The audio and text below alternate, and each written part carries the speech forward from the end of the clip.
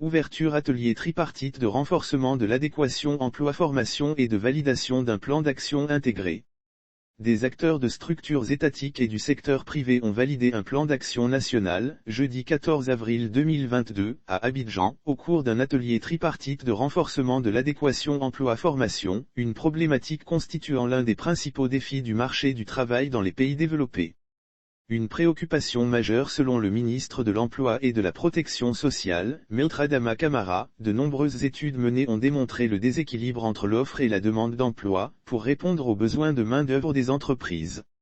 Un déséquilibre qui se manifeste en d'autres termes, par des offres d'emploi non satisfaites en raison de qualifications et profils inadéquats, ou indisponibles sur le marché du travail, pour répondre aux besoins de main-d'œuvre des entreprises.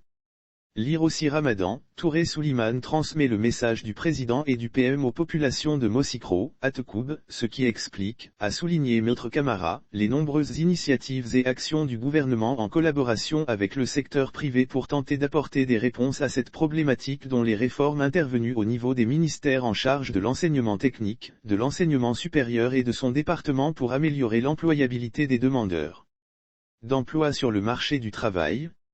De nombreuses études menées ont démontré le déséquilibre entre l'offre et la demande d'emploi. Il a regretté qu'en dépit de toutes ces actions, cette problématique de l'adéquation emploi-formation demeure encore une préoccupation dans notre pays, en raison notamment du caractère disparate des nombreuses initiatives prises et de la faiblesse de synergie d'action en matière d'emploi et de formation.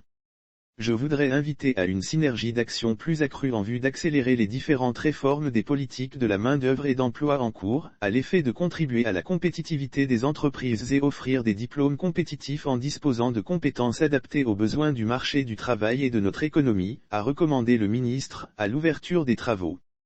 De nouvelles dispositions. Le ministre de l'Enseignement technique, de la formation professionnelle et de l'apprentissage, Kofi Nguessan, était représenté par son directeur de cabinet, Moustapha Sangaré, qui a salué l'opportunité de cet atelier avant de revenir sur le vœu du président Alassane Ouattara de veiller à ce que la transformation structurelle de notre économie soit créatrice de plus d'emplois pour les jeunes diplômés.